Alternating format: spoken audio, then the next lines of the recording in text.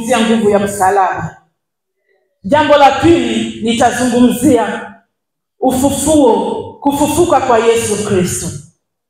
Kwa sababu Yesu Kristo aliubeba msalaba.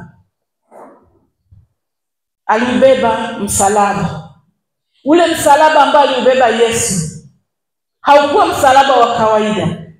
Kibinadamu unaweza kuona ule msalaba ni wa kawaida, lakini kwenye ulimwengu wa roho ulikuwa msalaba wa tofauti. Kwa sababu kikawaida uwezi ukakubali kugongolewa msumari kwenye msalaba, kwenye mti. Hata hapo nje ukaambia tukuweke hapa, tukugongelee msumari, kikawaida ni ngumu. Lakini kwa sababu Yesu alijua anagongelewa kwenye ule msalaba kwa kusudi gani, kwake haikuwa ngumu. Alitii, akakubali kugongelewa kwenye ule msalaba kwa sababu alijua ni nini kinaenda kutokea kwenye ule msalaba. Tusiichukie nguvu ya msalaba, kwa sababu nguvu ya msalaba ina matunda kwenye maisha ya wanadamu, ina matunda kwenye maisha yetu.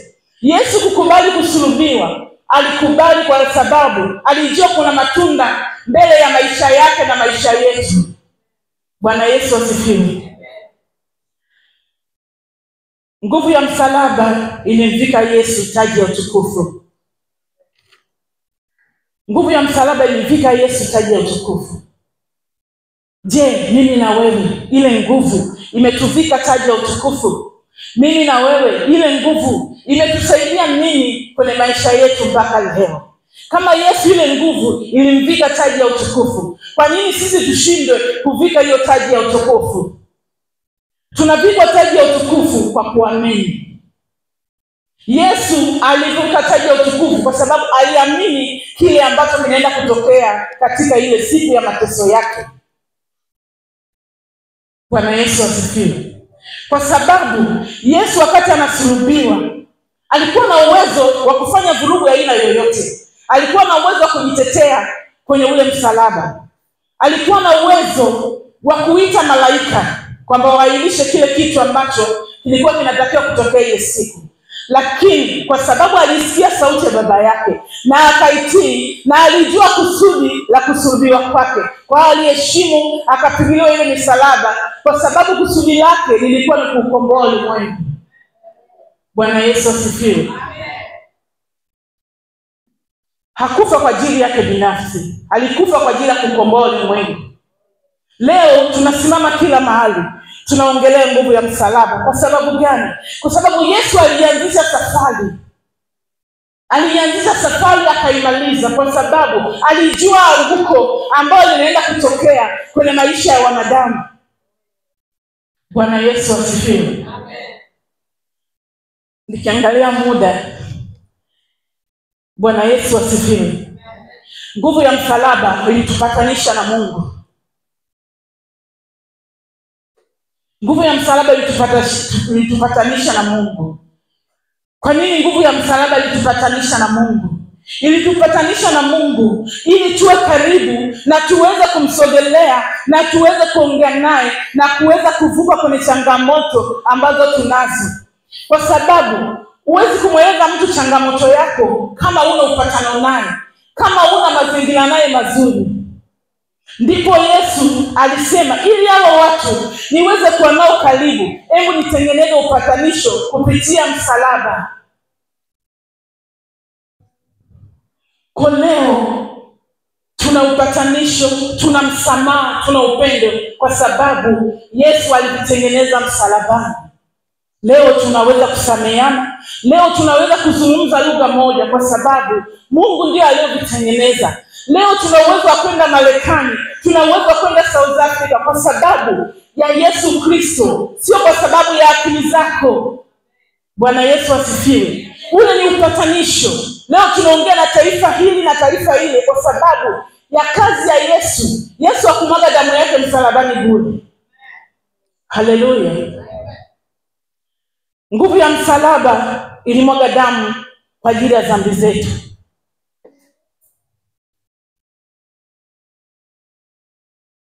Mimi na wewe tulikuwa watu wa ajabu. tulikuwa watu tusiompendeza Mungu. Yesu aliangalia ni namna gani naweza kuwaokoa wanadamu kutoka kwenye dhambi na kuja kwenye njia ambayo itanipendeza mimi. Alikubali kumwaga damu yake. Ile damu ni ya thamani sana. Ile damu ni ya thamani sana. Tunaposema damu ya Yesu inanena mema, damu ya Yesu inanena mema kwenye maisha yako kweli? Damu ya Yesu inanena mema kwenye maisha ya nani? Damu ya Yesu inatakiwa inene mema kwenye maisha yetu na sio kwenye maisha ya mtu mwingine. Bwana Yesu asifiwe. Tunapokuja kwenye nyumba za Mungu, kwenye nyumba ya Mungu, atumfuate mtumishi, tunafuata ile damu ya Yesu. Kwa sababu yule mtumishi ambaye yuko kwenye ile nyumba ambao unaenda, yeye anapatana na Yesu Kristo, ana usharika na Yesu. Kwa ile damu iko mahali pale kwa ajili ya ile patano la mtumishi na Yesu Kristo. Bwana Yesu asifiwe. Wengi mtumishi anaweza kaongea ukachukulia ni binadamu wa kawaida. Huyu ni binadamu kama mimi, huyu ni mwanamke kama mimi. Hapana. Yesu anapomtumia mtu, aangalie binadamu wake, aangalie yule mtu ni mrefu ama mfupi. Anachoangalia ni neno lake linatamkwa kweli, ni neno lake linafika kwa watu na kuleta matunda. Haangalii linaenda kufanya nini. Ila sisi ndio tunaangalia watu, baadaye kuangalia lile neno la Mungu ambao tumepewa liweze kutuvusha sehemu nyingine. Bwana Yesu asifiwe.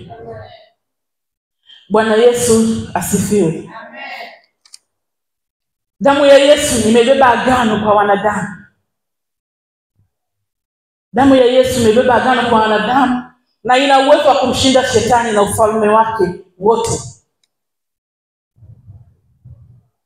Damu ya Yesu imebeba agano kwa wanadamu, ina uwezo wa kumshinda shetani na ufalme wake. Kwa nini imebeba agano kwa wanadamu? Kwa sababu Mungu hakufa kwa sababu yake, alikufa kwa sababu yetu sisi. Sisi tulipomkosea, Mungu akaangalia, hawa nitawawekaje karibu? Nitakaa nao kwa namna gani? Acha damu yangu imwagike, ili agano langu mimi na wao. Kwa leo mimi na wewe tunaishi kwa agano la damu ambayo Yesu Kristo alikubali imwagike. Tukiangalia upande wa nguvu za giza, wao maagano yao ni damu. Kwa tunaona ni jinsi gani damu ilivyo na thamani. Leo wa mama umelaba, kuna ile uchawi wa kuchukua labda ile damu ya mwezi ya wamama. Mtu anaenda kuifanyia vya kufanya, anakufunga uzai kabisa. Damu ina faida kwetu sisi tulioamini, na damu ina hasara upande mwingine kama hujaamini. Damu ya Yesu imebeba agano. Hata huko kuzimu wanafanya maagano na damu za wanyama na damu za wanadamu, lakini sisi Yesu alifanya agano kwa damu yake na wanadamu. Leo tuko hapa tunamwongelea Yesu kwa sababu ana agano na sisi, kwa sababu alitupenda. Sio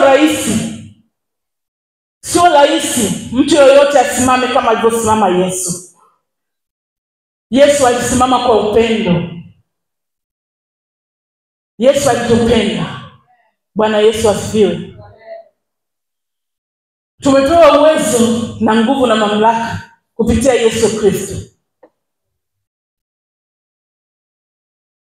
Kwa nini tumepewa uwezo na nguvu na mamlaka?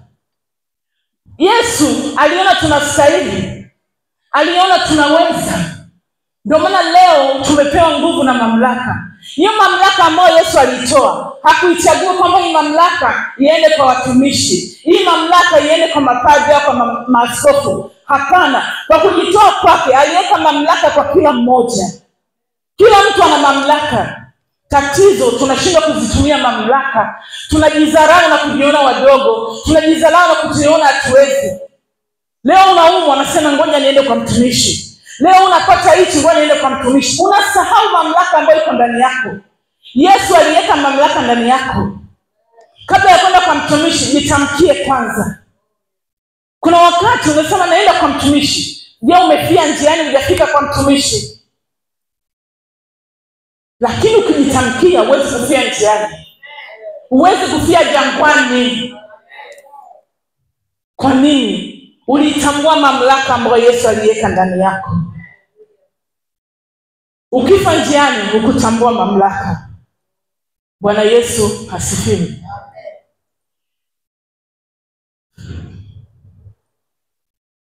Yesu alikubali kuzileta ahadi. Alikubali kuzileta ahadi za Mungu kwa wanadamu. Kifo cha Yesu ni kukubali kutuletea zile ahadi sisi wanadamu tuweze kufurahia uhuru na ukombozi. Uweze kufurahia uhuru kama ahadi za Mungu uzijui, kama sheria za Mungu uzijui, kama kuishi na Mungu ujui, unafurahia nini? Ili uwe salama na uweze kufurahia kile ambacho Yesu alikibeba akakileta kwetu. Zile ni ahadi. Yesu alibeba ahadi zetu. Kwa mfano wale waliomsulubu Yesu, Yesu alikuwa na uwezo wa kuamua chochote. Alikuwa na uwezo wa kufanya lolote, lakini alisema, Baba uwasamehe kwa sababu hawajui walitendalo. Leo wao ambao hawajui walitendalo wanakuja kwa Yesu. Hao ambao walisamehewa hawajui walitendalo wanakuja kwa Yesu, na Yesu bado anawasamehe. Wanaendelea kuishi, wanaendelea kuwa watu wake. Kuna mtu anaua leo, lakini kesho Yesu anamsamehe na anakuwa mtumishi kabisa. Unashangaa, unasema huyu mbona ana kesi ya mauaji, leo ni mchungaji? Hapana. Mungu anabadilisha watu wabaya kuwaleta kuwa watu wazuri. Bwana Yesu asifiwe. Lakini sisi tulio ndani kanisani huwa tunaamini sisi ni wasafi. Hatupaswi kushirikiana na wale watu wachafu. Hatupaswi kushirikiana na wale watu wabaya. Wale watu wabaya wakae kwao na sisi wasafi tukae kwetu. Hapana. Yesu hakusema hivyo. Yesu alikuwa anawatafuta wachafu, anawaleta sehemu safi.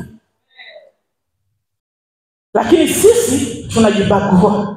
Wakristo sisi tunajiweka, mimi nimeokoka, siwezi kutembea na muuzabaya, siwezi kushirikiana na kahaba. Kahaba atatolewa na nani kutoka kwenye kahaba? Yule mlevi ambaye anasema ni mlevi atatolewa na nani? Yesu alikuwa akitembea, wengi waliokuwa wanamfuata ni makahaba, watu watoza ushuru, watu ambao wanafanya vitu vibaya. Lakini hakuambia msinifuate, hakuambia msiniguze, hakuambia msinisogelee. Alitembea nao na akaongea nao na wakasimama na yeye. Bwana Yesu asifiwe.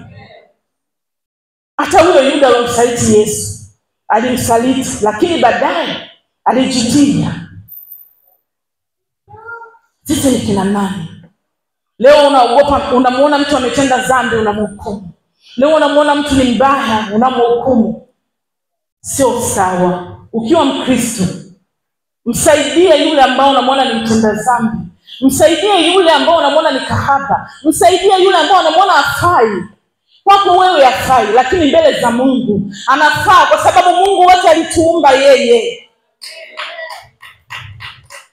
Mungu hakuumba kwa makundi kusema hawa ni kahaba ni wana Mungu wao, hawa ni wana Mungu wao. Hapana. Sisi ndio tunatengeneza miungu mingine kwa kuja kusikiliza kanuni za Mungu, kwa kuja kusikiliza sheria za Mungu. Ndio maana tunaenda kwa miungu mingine ambao ni mizimu, tunaenda kutambika, tunaenda kwa waganga. Kwa sababu gani? Tumemsahau Mungu aliyotufia na kutukomboa msalabani. Bwana Yesu asifiwe. Leo tuna shida kwenye ndoa. Mtu unashindwa kuolewa. Kwa nini? Kwa mfano kama mimi familia yangu mimi ndio nimefunga ndoa ya kanisani. Tuko 13.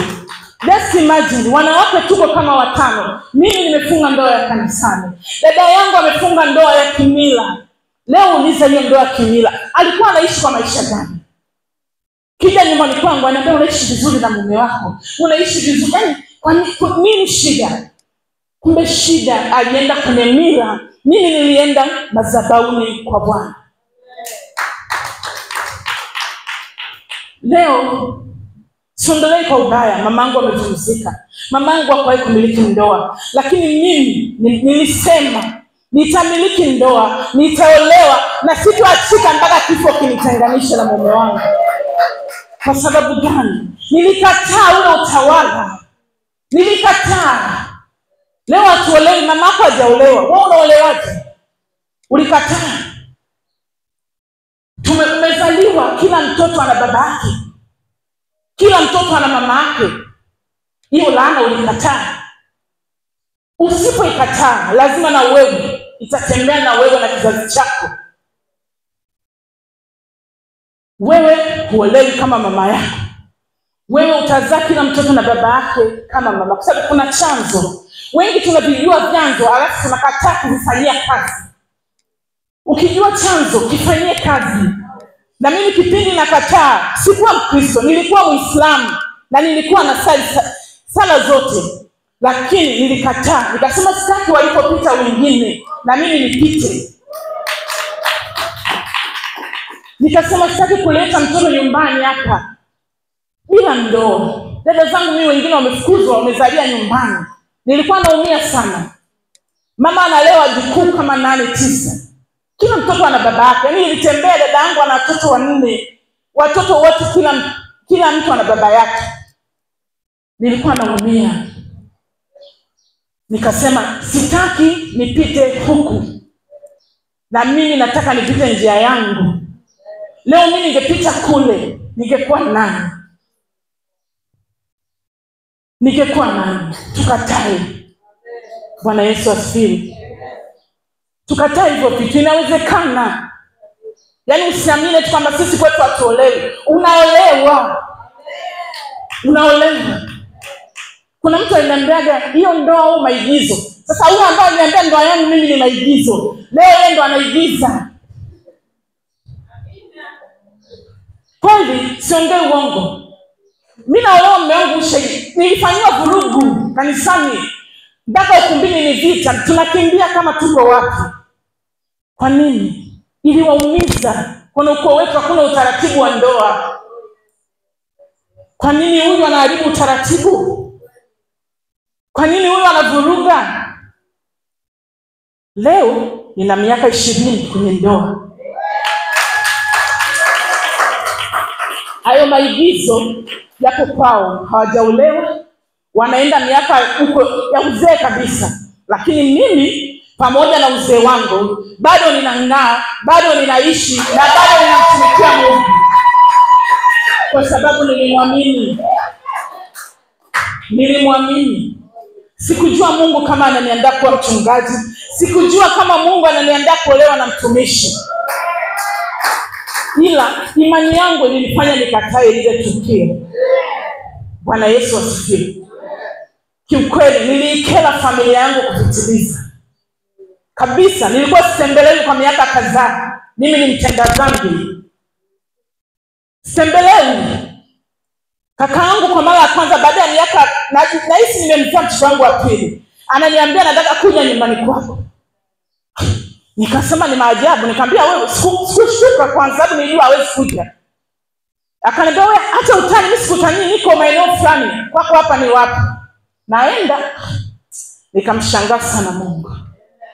Nikamkuta akaja nyumbani kwangu, akaniambia nipe hata maji ya kunywa. Akanywa maji. Na mimi ni alamu, lakini alikunywa maji kwa alamu. Alamu ilikuwa halali. Usijizalau. Yaani maana ya hili jambo, hili somo, usijizalau. Usiogope familia. Usiogope ukoo wako. Kwa sababu kila mtu hapa ana kusudi lake. Hujaletwa uteseke. Hujaletwa usiolewi. Hujaletwa uishi maisha ya kuombaomba. Hujaletwa uwe kahaba. Umeletwa uwe mtu mkamilifu. Na ukamilifu unatoka ndani yako. Tatizo mnaogopa kuamua maamuzi magumu. Ndio. Naogopa. Mimi naamua. Nilikuwa najiuliza, je, nikienda nikikuta huyu mwanaume ana tabia mbaya, narudi mlango gani? Lakini nikasema nitajua huko. Nimefika. Kweli ilikuwa ni ngumu kwa kipindi hiko. Shetani lazima kutikise. Unapoamua maamuzi magumu, lazima atumie uamba wake. Alinitikisa. Nilikuwa nalia.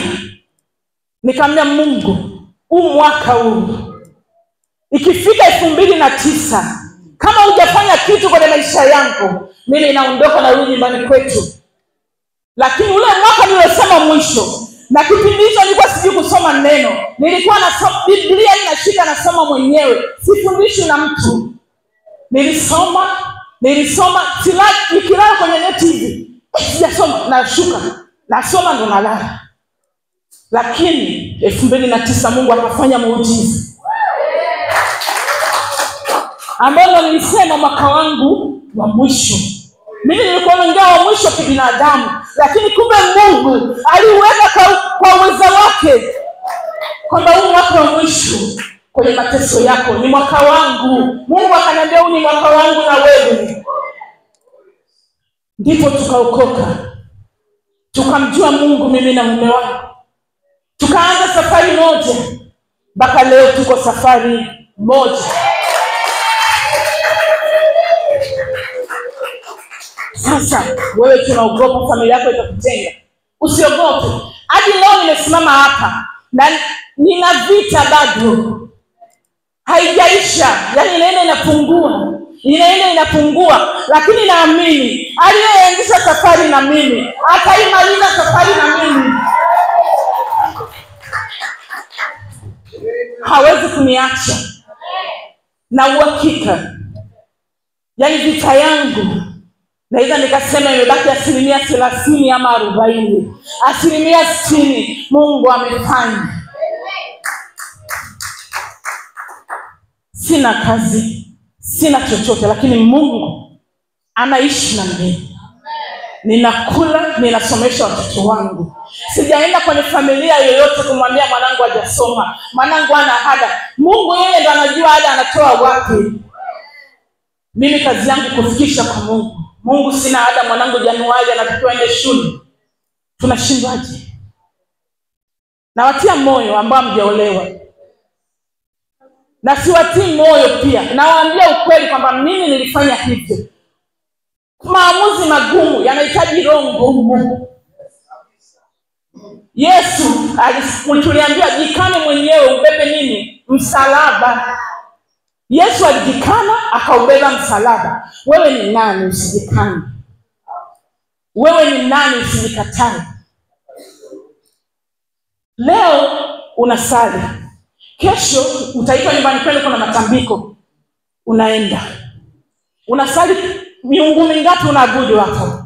Miwili. Unatokaje? Hawezi. Unasali, boyfriend anakuita. Na siku anakuita, siku ya ibada Jumatano, unasema mimi siendi, nitaenda kwa boyfriend wangu. Ina maana hapo unamwabudu sana boyfriend kuliko Mungu. Unamwabudu mwanadamu kuliko Mungu. Mwabudu Mungu. Kwa sababu mimi ninachokizungumza nina uhakika nacho, nimekiona.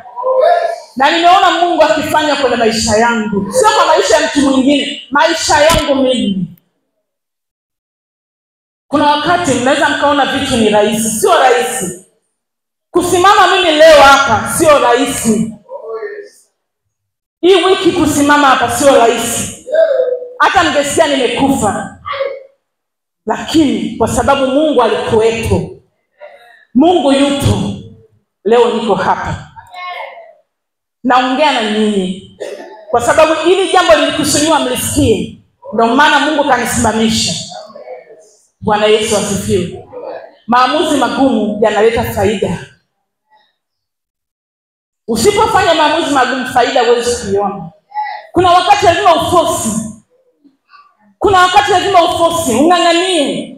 Unaishi na mtu miaka 10. Mng'ang'anie, mwambie wewe twende nyumbani kwetu. Wewe ni nani tukae miaka 10 huko ndani? Ng'ang'ania. Hataki aende. Hataki kwenda kwetu aende. Kwa sababu gani? Uwezo kaishi na mimi miaka 10, unanitumia unavyotaka wewe. Haiwezekani. Umeshindwa kutambua mamlaka ambayo ndani yako. Tumia mamlaka yako. Tumia mamlaka yako kwa huyo mtu, tumia mamlaka. Kwani una upendo na mimi? Nyanyua miguu yako twende Kigoma. Utaki unataka kwenda wapi? Kuna wakati tuulizane maswali. Tujengane, tuambiane. Kuna vitu tusivyo vifosi. Shida. Unapata mimba unaambiwa kalee kwenu. Nikalee kwetu wapi? Mwenye mimba huko hapa. Nitalea ndani tukiwa na wewe. Ujue la ya mimba na shida ya mimba. Nikalee kwetu wapi? Shida apate mzazi wangu na kati wewe upate lao huko hapa. Haiwezekani. Bwana Yesu asifiwe. Bwana Yesu asifiwe. Aliutoa udhaifu wetu ili sisi tuishinde dhambi na shetani. Yesu aliutoa udhaifu wetu sisi. Ndio vitu ambavyo anavizungumzia hapa. Wewe ni dhaifu. Hivi nani anaweza kubeba udhaifu wako? Mzazi wako tu udhaifu wako kubeba, mtu mwingine hawezi. Hawezi. Ili toto alisikii, ili toto lina tabia mbaya. Unafukuzwa hadi kufukuzwa. Kwa nini? Uvumilivu. Yesu alibeba udhaifu wetu na ametuvumilia mpaka leo, anatuvumilia mpaka kesho. Tunavumiliwa na Yesu kwa sababu alikubali kubeba udhaifu wetu. Alijua kuna faida mbele yake. Sisi ni waoga. Leo mtu anakuja kumtikisa mume wako ndani ama mke wako. Mwanaume unajificha. Kwa nini? Utaki kubeba udhaifu wa mke wako. Utaki kubeba udhaifu wa mumeo. Kaja mtu unaona usio mzuri, bado kutisha udhaifu wako, lakini unaogopa. Ujui mamlaka yako. Tunaambiana, Mungu atatenda. Atatenda wapi? Kama utaki kuutambua udhaifu ambao Mungu aliubeba ndani yako, anatenda kwa namna gani? Bwana Yesu asifiwe. Mwanadamu sio Mungu, lakini ndani ya Mungu ndio kuna ahadi za kweli. Wewe sio Mungu, ni mwanadamu, lakini ndani ya Mungu kuna ahadi za kweli. Sisi hapa tunashindwa kusimama kwenye hilo eneo. Mungu ana ahadi za kweli na sisi, ila sisi sasa kumpa Mungu ahadi za kweli ni shida. Kuna mtu utampigia simu hapa, sijakuona kanisani miezi miwili, atakupa sababu. Anasahau ahadi za Mungu. Lakini ukitambua Mungu ana ahadi na wewe, ukitambua Mungu anahitaji muda wako, huwezi kutumia muda wako sehemu nyingine. Lakini muda wako unautumia sehemu nyingine kwa sababu hujui. Bwana Yesu asifiwe. Bwana Yesu asifiwe.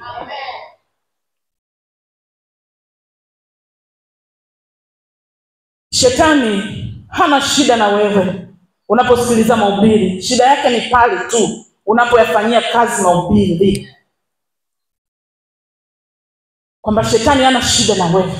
Shida yake ni pale tu unapoyafanyia kazi mahubiri. Shetani hakutaki wewe. Shetani anataka lile neno ambalo umeliweka ndani yako.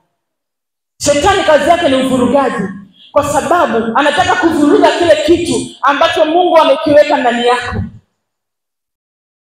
Hapa hata nikuhubiria hapa. Shetani hata nikuhubirie kama yuko ndani yako na hujaamua kuachia moyo wako kumpa nafasi Mungu, ni kazi bure. Unaweza ukahubiriwa hata miaka 10, lakini nafsi yako inazungumza nini ndani yako? Nafsi yako inaongea nini kuhusu Mungu? Nafsi yako inaongea nini kuhusu ukombozi ambao Yesu alifanya kwenye maisha yako? Wengi tunashinda kuheshimu msalaba. Unaona msalaba, unaona kama ni mti, kama ni mbao, lakini msalaba una ushindi mkubwa. Msalaba ulimpa Yesu ushindi. Yesu alishinda kwa kukubali ule msalaba. Lakini alipogongelewa msumari alikuwa na uwezo wa kusema, akagoma akakunja ngumi. Si alikuwa na uwezo? Si ana nguvu? Si ana hiyo mamlaka? Lakini alitii kwa sababu alijua kuna nini ambacho kinatakiwa katika huu ulimwengu. Pengine Yesu leo asingekubali kutubeba, sisi tungekuwa ni watu wa ajabu sana. Hapa ni nusu ya watu wa ajabu, lakini asingeubeba tungekuwa ni watu wa ajabu, kwa sababu binadamu tumejifanya ni watu wagumu kuelewa. Na Yesu alipovaa mwili wake kwenye binadamu alitaka tumuelewe.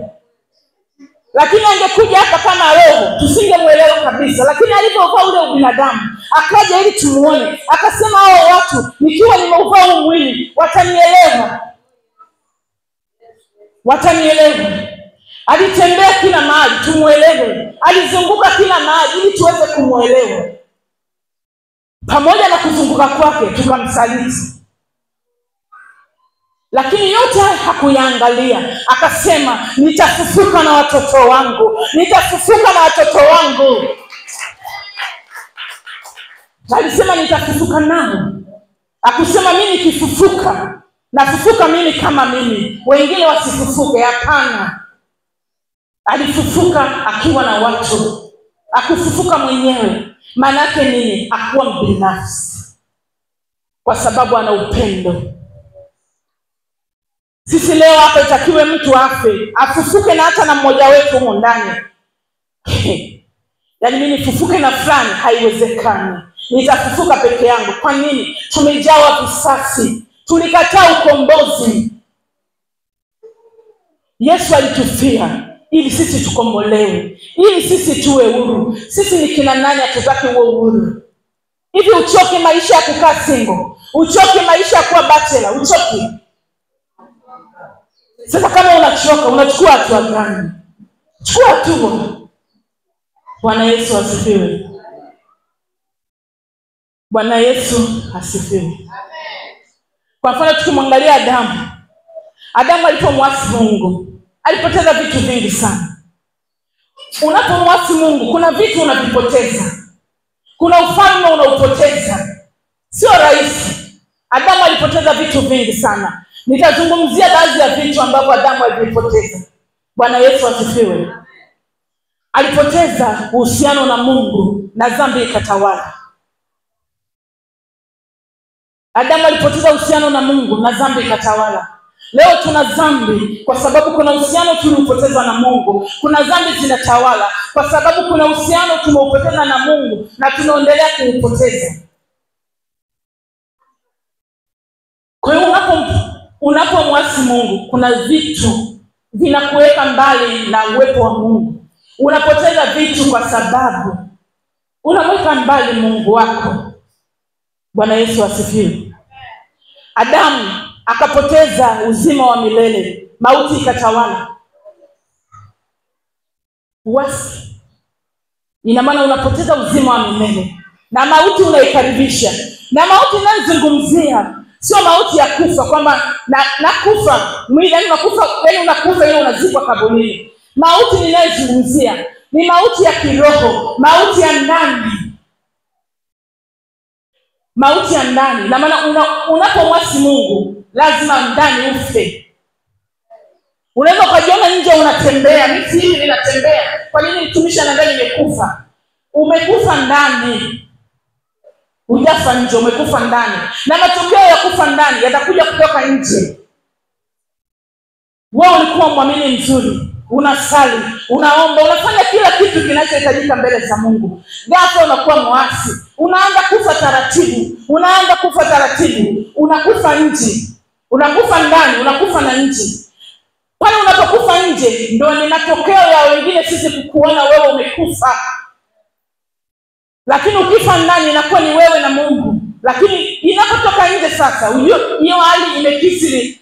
Mpaka sisi tunaona huyu amekufa kiroho. Kwa sababu njia ambazo utaenda ni tofauti na tulizozizoea. Sisi tumekuzoea, tunaomba pamoja, tunasali pamoja. Leo tunapita mahali fulani, tunakukuta unagonga mvinyo. ni nini sasa? Kuna siku moja nilipita mahali fulani, nikamkuta mtumishi kabisa wa Bwana, ni mchungaji kabisa, na nilikuwa na mheshimu sana. Aliponiona hivi akaficha chupa ya bia nyuma. Niliumia. Ni mtumishi kabisa wa Mungu. Nikamgusa hadi kumsalimia, mchungaji, Bwana Yesu asifiwe. Hakunijibu hata neno moja. Kwa nini? Alijua amefanya uasi. Ndio hicho ninachoongea. Umekufa nani? Kwa ule uasi ukizidi, unaonekana. Ndio kama hivyo sasa tunaona. Bwana Yesu apewe sifa. Akapoteza mamlaka ya kiroho aliyokuwa nayo.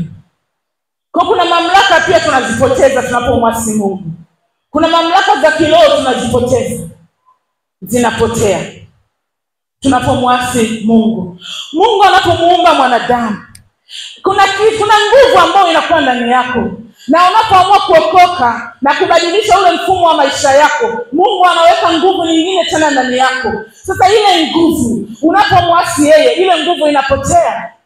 Kwa sababu ukumchagua yeye, ulichagua uasi. Kwa hiyo mamlaka ya kiroho ambayo iko ndani yako inapotea. Kwa ajili gani? Uliamua kufanya uasi mbele za Mungu. Bwana Yesu asifiwe. Akapoteza nafasi aliyokuwa nayo mbele za Mungu. Kumbe mbele za Mungu kuna nafasi. Tunaamini mbele za Mungu kuna nafasi. Kwa zile nafasi ambazo ziko mbele za Mungu, kumbe tuna uwezo wa kuzipoteza tusipokuwa serious na vitu vya Mungu. Tusipomtambua Mungu, kuna uwezo wa kupoteza ile nafasi. Kuna wakati Mungu anatufanya sisi kama marasiboni wake. Unapokuwa na shida, Mungu anasema huyu ni mwanangu, huyu ni mtoto wangu. Kwa nini? Uliitambua nafasi ambayo Mungu aliweka mbele yako.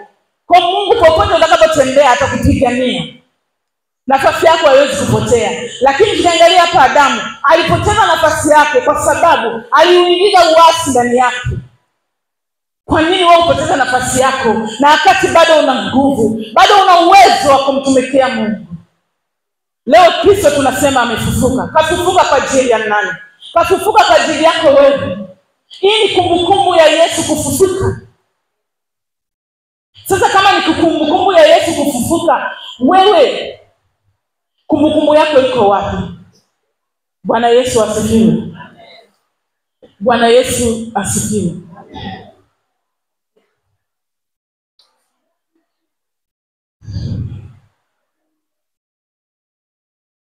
Alipoteza imani mbele za Mungu na hofu na mashaka vikatawala. Kuna kupoteza imani mbele za Mungu. Unaweza kujiuliza, napotezaje imani mbele za Mungu? Unapotezaje imani mbele za Mungu? Kuna wakati Mungu anashindwa kukuamini tena. Kwamba wewe nimekupa uchunge hawa watu, nimekupa ukae na hawa watu, umeenda sivyo ndivyo ambavyo Mungu alikupa. Mungu atakuwa na imani na wewe tena? Hawezi. Mungu anakupa maagizo, fanya hiki, fanya kile, ufanye. Ina maana Mungu hawezi kuwa na imani na wewe ya kukuamini na kukupa chochote kile. Kwa sababu amekupa kitu kidogo umeshinda kukifanya. Amekupa kitu kidogo umeshinda kukisimamisha. Mungu hawezi kuwa na imani na wewe. Bwana Yesu asifiwe. Tujaribu zile imani ambazo zilipotea, tujaribu kuzirudisha. Tuzirejeshe, tunaweza. Lakini tunashinda kurudisha imani kwa Mungu kwa sababu tunawahofia watu. Tunakuwa na mashaka ambayo hayana utukufu mbele za Mungu. Ukiamua kwenda kwa Mungu, usimsikilize mtu. Kuna watu wapo kwa ajili ya kuwakatisha watu tamaa. Kuna watu wapo kwa ajili ya kuwakatisha watu wasisonge mbele. Sasa wewe ambao umepata nafasi ya kusonga mbele, kwa nini usisimame? Imani yako ikasimama. Ili Mungu arudishe imani na wewe. Mungu anapoamua kufanya kazi na wewe, anakuamini. Na sio kukuamini tu yeye. Serikali yote ya mbinguni inakuamini wewe. Sasa unapopoteza imani, ile serikali, yaani sio Mungu tu, hadi malaika hawezi kukuamini. Kwa sababu ulikuwa muhasi. umefanya vitu vya uasi ambapo Mungu, unajua kuna wakati tunafanya dhambi, Mungu anatuonya. Kuna kuonya kwanza kabla hatujafika kote huko. Unaonya, mwanangu, hii njia hapana. Unaweza kuonya hata kwenye ndoto umelala, ukaambiwa usiende hivi, lakini ukaamini hii ni ndoto. Lakini ile ndoto kumbe inatakiwa ifanyie kazi, uisikilize ili usiweze kufanya kile kitu. Ukipuuzia sasa, Mungu naye ndio anakuwa hana imani na wewe. Kwa sababu ushaonywa, umepewa taarifa mara ngapi kuhusu tabia zako. Labda wewe ni mlevi, Mungu akakwambia safari unaweza kama umeota unaenda kudumbukia kwenye shimo. Umeota unagongwa, umeota si unanyongwa, sio hali ya kawaida. Ina maana Mungu hizo zote ni taarifa amekupa. Ulevi wako ulipofika sasa sio mzuri, acha. Lakini hutaki kusikia, hutaki kuelewa. Mwisho wa siku Mungu ile imani yake kwako anaitoa. Kwa sababu kuna wakati Mungu naye anaamua kutuacha. Maana kutuacha sio kama hatupendi. Anatuacha ili tuendelee kuumia, tuweze kumtambua yeye.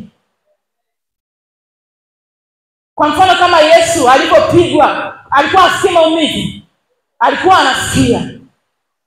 Lakini alijua thamani ya yale maumivu. Yaani ukijua thamani ya maumivu anayopata mtu, huwezi kumwacha Mungu. Bwana Yesu asifiwe. Leo tunaona watumishi wamesimama, unafurahia wasema baba ametoka mlimani Januari. Akipanda pale, ule moto wake sio wa kawaida.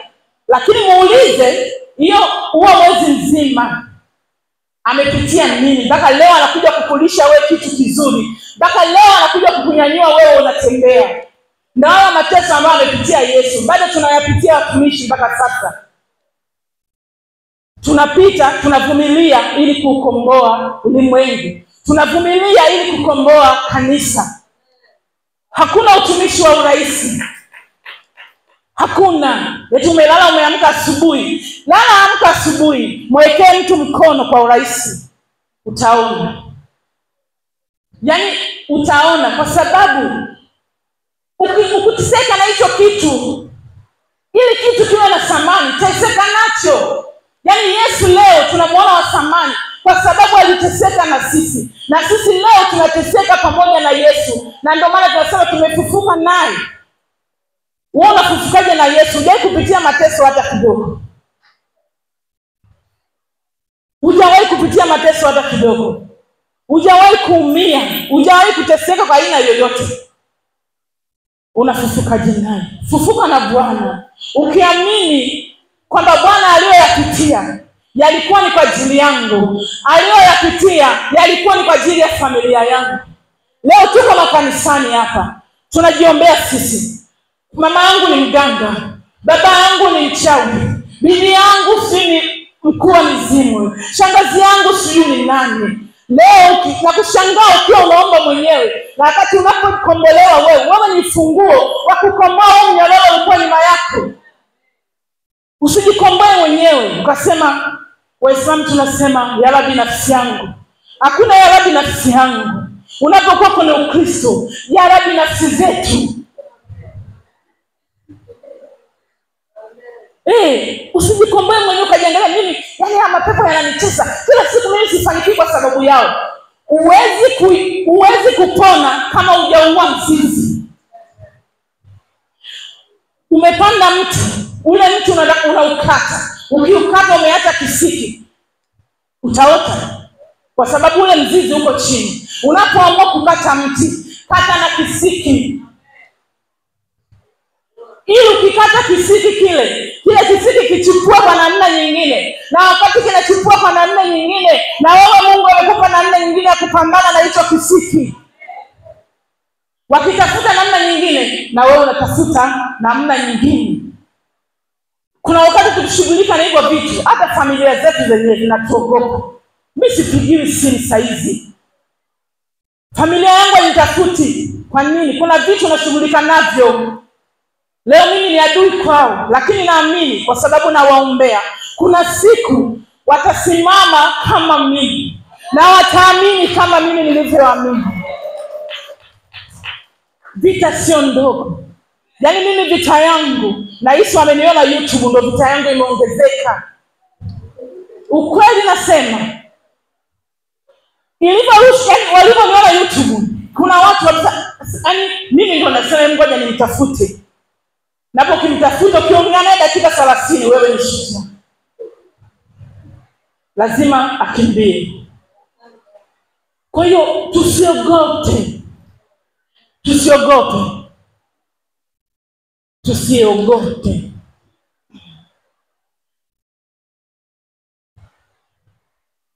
Bwana Yesu asifiwe. Tukiangalia faida za msalaba. Msalaba umeleta nini? Ukombozi. Sasa kama msalaba umeleta ukombozi, kwa nini mimi na wewe tunaogopa kukombolewa? Kwa nini mimi na wewe tunaogopa kukomboa familia zetu wakati msalaba umeleta ukombozi?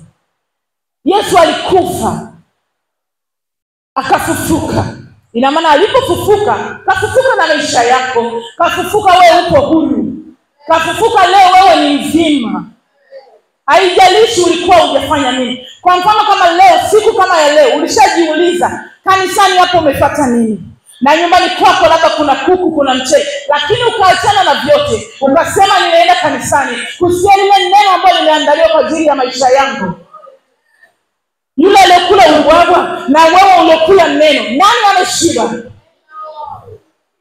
Wewe uliokula neno umeshiba, kwa sababu umepata maarifa, umepata ufahamu, umepata na akili ya kuweza kujitoa kwenye lile chimbuko la matatizo ya familia yenu. Lakini tunaogopa leo. Unasema mimi siwezi kwenda. Leo ni sikukuu, nataka nikamtembelee nani? Huyo unaenda kumtembelea, tutakuona next week. Utakuja tutakuwekea mkono hapa, utarukaruka kwa sababu unataka kusikia sauti ya Mungu. Unayemtembelea ndo ameshika kilinge, si ndio? Ameshika kilinge. Leo unaenda nyumbani kwake, anakupigia chakula unakula. Alafu baada ya hapo utalukaluka, na sisi tutaluka hapa na wewe, kwa sababu ndio kazi ambayo tumeitiwa. Ukija kuwa unalukaluka, na sisi tutalukaluka na wewe. Hatutakuacha. Tutaluka na wewe, tutaluka na yule unaenda kula naye ubwabwa. Hiyo nyuma ambayo unaenda kula, atasimulia baada ya Pasaka. Atasimulia si aliluka na wewe, akujua analuka na mtoto wa nani. Akujua akujua analuka na mtoto wa nani. Kumbe alikuwa analuka na mtoto wa Yesu Kristo ambaye anasali katika madhabahu ya The Living God Church. Mungu anayetumika mahali hapa sio Mungu wa kawaida. Sio Mungu wa kawaida. Tusichukulie vitu kwa ukawaida. Tusichukulie vitu kwa upole. Tusichukulie vitu kwa uzito. Bila maamuzi magumu huwezi kupata maarifa. Maarifa yanaletwa na maamuzi magumu. Leo wewe ulikuwa hapa, uliamua maamuzi magumu ya kuacha kwenda kula pilau kwa shangazi yako. Umekuja kula pilau na Yesu Kristo. Maamuzi magumu uliyachukua. Faida ya msalaba, tumepata uponyaji. Leo sisi ni wazima kupitia msalaba. Leo sisi tunaweza kuomba mahali popote kupitia msalaba. Hatuombi kupitia jina langu, tunaomba kupitia jina la Yesu ambaye yeye ndiye aliyesulubiwa kwenye huo msalaba. Yesu, ndio maana nikasema Yesu, kukubali kuweka misumari. Jamani, ukijipata tu na kisu unalia, hebu jiulize msumari, alafu unapigwa nyundo, maumivu yake. Ule ni upendo. Ule ni upendo. Tukaambia yote imefanyaje? Yote imekwisha. Tukaambia yote imekwisha kwa sababu Yesu alijua anachokifanya. Msalaba unafunua siri za ufalme wa mbinguni. Unazijuaje siri za ufalme wa mbinguni? Kama hujui msalaba wa Yesu, kama unashindwa kumjua aliyekutuma kwenye hii dunia, huwezi kujua siri za ufalme wa mbinguni. Msalaba unaleta nuru na mwanga. Wakati mimi na wewe tumewekwa kwenye shimo, wakati mimi na wewe tumefiwa kwenye andaki, Tunapomwomba Mungu na kuita nguvu ya msalaba, leo tunaona nuru, leo tunaona mwanga. Yesu alipokuwa kwenye kaburi, aliwekewa jiwe zito, likawekwa pale ili asiweze kutoka. Wakawekwa na walinzi, lakini hawakujua yule aliyewekwa mle ndani alikuwa ni mwana wa nani. Yule aliyewekwa ndani alikuwa ni mwana wa Mungu. Na lile jiwe hawakuja watu kulisukuma kulivingisha likatoka. Walikuja malaika wakalivingisha lile jiwe. Yesu ndipo alipotoka kuona mwanga. Walipoenda kumwangalia, wanaambia Bwana wewe amefufuka. Waliambiwa na nani? Malaika alisema, lakini sio wale walinzi waliosimama pale. Wakasema Bwana yeye alisukuma jiwe, akaondoka, akafufuka. Alipofufuka Yesu ni malaika alisukuma jiwe, Yesu akaona mwanga, akatoka. Ndipo maisha yetu yalivyo. Unapotaka kutoka kwenye shimo, hakikisha unaiona nuru, hakikisha unaona mwanga. Ukiona giza huwezi kutoka. Ukiona giza, jua na wewe unaishi kwenye giza. Ukitaka kuona nuru na mwanga, ishi na wewe kwenye mwanga. Ishi na wewe kwenye nuru. Huwezi kuona mwanga kama unaishi gizani. Huwezi kuona mwanga kama umefunga madirisha. Kwa nini tunafungua madirisha? Kwa nini tunafungua milango? Ili tuweze kupata mwanga na kuweza kuona. Leo tunakufa kwa ajili ya kuliona giza. Leo tunafanya vitu vya ajabu kwa ajili ya kuliona giza. Kuna mtu mmoja pale mlimani kwenda chuo cha ardhi, chuo cha mlimani pale katikati. Naona yule aliongea na wanadamu kama sisi, akachoka. Akatengeneza bonge la bango. Bango kubwa, ukipita utaliona. Kaeka amri 10 za Mungu kwenye hilo bango. Kila mtu akipita analiona. Kuna mdada akaulizwa, wewe hili bango? Akasema mimi nimeamka nimeshangaa nimeliona. Kwa sababu na hizi niliweka usiku, asubuhi watu wanaamka wakaona limeota kama uyoga. Anakuambia kiukweli, nikiliona lile bango, alafu katika lile bango ninaangalia dhambi yangu pale ni ipi. Hii dhambi yangu ni ya uzinzi. Kwa hiyo hata nigeuze nirudi hili bango linaniletea lugha mbaya. Ni mwanafunzi wa chuo. Yule anaenda kuweka katikati ya vyuo cha ardhi na chuo kikuu. Niko katikati, watu wakitoka wanaliona. Kwa nini? Ameamua kuongea na watu kwa lugha ile.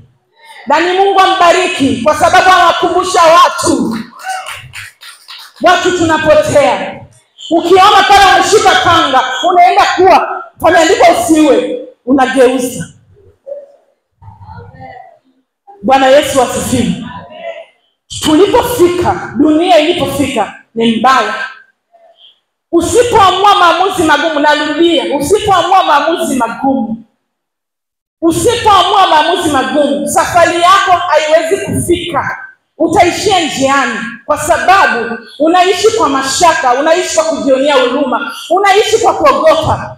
Kuna mtu mwingine anakuja kanisani kwa sababu anamuogopa mtu fulani, kwamba asiponiona atasema nini, asiponiona ataniambia nini. Rafiki yangu, usije kwa ajili ya kumogopa mtu, usije kwa ajili ya kumhofia mtu. Njoo kwa ajili yako na familia yako na maisha yako. Usije kwa ajili ya kuogopa na mhofia fulani atanionaje. Sijaonekana wiki 2 na kufia kwako unakaa siti ya nyuma. Ili nini? Yule ambaye namhofia si yuko mbele. Nikikaa jirani naye ataniona. Hata nikae nyuma asinione. Jamani, tunafeli. Mungu anahitaji kusikia maamuzi yako. Sauti yako ina nguvu sana kuliko sauti ya mtu yoyote. Mungu anaposikia sauti yako inakataa dhambi. Mungu anaposikia sauti yako inakataa uasherati. Mungu anaposikia sauti yako inakataa uongo. Anabarikiwa sana na wewe kwa sababu anaamini inatoka ndani yako. Tunajidanganya, tunasema ibada njema inaanzia nyumbani. Hakuna ibada inaanzia nyumbani. Ibada inaanzia ndani kwenye moyo wako. Ibada inaishi. Yaani hiyo nyumbani inapoanzia kwamba inaanza kwa sababu unajiandaa unaenda ibadani, lakini ibada njema inaanzia ndani ya nafsi yako, na ibada njema inaishi kwenye moyo wako. Wewe unayesema ibada njema inaanzia nyumbani, ina maana inaishia kanisani. Baada ya kanisani imeisha, lakini ibada nzuri ni ile inayoishi na wewe kila siku, ni ile ambayo inatembea na wewe kila siku. Kuna mdada nilipanda naye basi, huyo mdada mimi nikamwangalia kama sio walooni usijua. Yule dada anaomba mpaka machozi yanamtoka. Konda anamgusa, dada naomba nauli. Yule dada akutikisika, akugeuka kumwambia kwa sababu nadaiwa nauli. Alisimama, akaomba mpaka tunashuka magengeni hapo. Yule dada nguvu ya Roho Mtakatifu ikamwachia, na kile alichokuwa anakiomba kamaliza. Akafungua pochi yake akampa Konda hela yake. Kwa nini? Aliheshimu mamlaka. Aliheshimu mamlaka. Lakini mtu ambaye hawezi kuheshimu mamlaka, Konda akikutikise, upo rohoni utatoa utampa nauli. Ndio ninachokizungumzia hapa. Ibada inaishi. Ibada inatembea na wewe kila sehemu. Lakini sio ibada njema inaanzia nyumbani inaishia kanisani. Ibada njema inaishi kila siku, kila leo, na hata miaka yote. Unatakiwa uishi na ibada ndani yako. Usiombe kwa sababu nimetangaziwa niombe. Usiombe kwa sababu nimeambiwa nifunge. Hapana. Sio kwa urahisi namna hiyo. Ukitaka matokeo mazuri, kubali ugumu. Usitake urahisi. Ukitaka urahisi, huwezi kupata matokeo mazuri. Lazima upate matokeo rahisi kama ulivyokubali urahisi. Lakini ukikubali ugumu, utapata matokeo magumu kama ulivyopitia ule ugumu. Kuna vitu tunashindwa kuvielewa. Kuna vitu tunashindwa kutembea navyo. Kuna vitu tunashindwa kuishi navyo. Wewe mama mjamzito anapobeba ile mimba, utaona tu tumbo limetokeza hivi. Lakini ndani ya ile tumbo mpaka lije lionekane hivi, unajua kilichotokea? Unajua ugumu aliopitia? Unajua kitu ambacho amefanya mpaka leo amezaa? Juu alipitia changamoto. Alilea mimba kwa shida, lakini leo anafurahia mtoto wake. Ndivyo maisha yalivyo. Unapitia changamoto, unakuja kufurahi na Bwana. Bwana Yesu amesifiwe. Kristo amefufuka kwa ajili ya dhambi zetu. Tunafurahia Kristo amefufuka, si ndio? Sasa leo tunaenda kufufuka na yeye. Leo tunaenda kufufuka na Bwana. Zile ndoa ambazo zimekufa, leo tunaenda kufufuka na Yesu. Ile biashara ambayo ilikufa, leo Yesu anaenda kuifufua. Ile hatua ambayo ilikufa, leo Mungu anaenda kuifanya ikatembee tena. Ile njia yako ambayo ilifungwa, Mungu anaenda kuifungua. Yule ambaye alifunga njia yako leo ana taabu sana, kwa sababu Mungu anaenda kuifungua ile njia. Kwa sababu Mungu anaenda kufanya sawa sawa na neno lake. Mungu akufufuka bure. Alifufuka ili na wewe ufufuke. Alifufuka ili na wewe ufufuke. Akufufuka ili wewe ukae. Alifufuka ili wewe usimame. Hakuna kinachoshindikana mbele zake. Hakuna linaloshindikana mbele za Mungu. Kama Mungu kweli alisema na wewe, kama Mungu alisema na wewe, leo Mungu ataendelea kusema na wewe. Mungu leo ataendelea kusema na wewe. Mungu leo ataendelea kusema nasi. Wao wanatoa sadaka za wanyama, wanatoa sadaka za watu. Sisi tunatoa sadaka kwa Bwana wetu Yesu. Sisi hatununui nyama, sisi hatununui damu. Sisi damu tunaipata bure. Sisi damu ilitukomboa bure. Hatununui uzima. Hatununui uzima. Uzima tunaupata bure. Neno moja uzima tunaupata. Hatua moja uzima tunaupata. Bwana Yesu asifiwe. Wewe ambao una hofu na uzima wako, wewe ambao una hofu na uzima wako, Mungu leo anakuinua. Mungu leo anakusimamisha tena. Hakuna kutoka kama ulivyoingia. Utatoka ukiwa mpya, kwa sababu leo tumefufuka na Yesu. Leo tumefufuka na Kristo. Hatuwezi kutoka kama tulivyoingia. Tusijione wa kawaida. Usijichukulie wewe ni mdogo. Usijichukulie wewe ni dhaifu. Jichukulie una nguvu na una uwezo. Tumepewa mamlaka. Tumepewa nguvu ili tuweze kumtumikia nani? Tuweze kumtumikia Mungu. Tusidharau hiyo nguvu. Tusimdharau aliyetutuma. Sisi tumetumwa hapa kwa ajili ya kukomboa taifa. Tumetumwa kwa ajili ya kukomboa ulimwengu. Hatuogopi. Hatuogopi na hatutaogopa. Na ndio maana leo tupo hapa. Na ndio maana tumesimama na tutaendelea kusimama. kwa sababu tumetumwa na hatujamaliza tulichotumwa na Mungu. Nataka kieleweke. Namuuliza Mungu, naenda kuhubiri nini? Watumishi wenzangu waliohubiri wamemaliza. Akaniambia hata kama wangehubiri 100, mimi neno langu haliwezi kuisha. Ananiambia na wewe utahubiri. Hata wangehubiri 100 na neno langu kwako haliwezi kuisha. Utahubiri na watu watakuelewa. Bwana Yesu asifiwe. Bwana Yesu asifiwe. Bwana Yesu apewe sifa. Tumefufuka na Kristo. Tunamwamini Yesu. Tunaamini Yesu anaweza kututoa. Tunaamini Yesu anaweza kutuvusha. Wale ambao tuna changamoto za uchumi, changamoto za afya, changamoto za elimu, Mungu anaenda kufanya kitu. Leo tumefufuka na Mungu. Ile elimu ambayo ilikufa, leo Mungu ameifufua. Ile elimu ambayo ilikufa, leo Mungu ameifufua. Ile elimu ambayo ilikufa, Mungu leo ameifufua. Ile kazi ambayo ina vita, leo inaenda kutengenezwa amani. Leo tunaenda kupata amani. Leo tunaenda kupata amani. Ndoa zilizokufa tunaziita leo hapa. Zitakuja.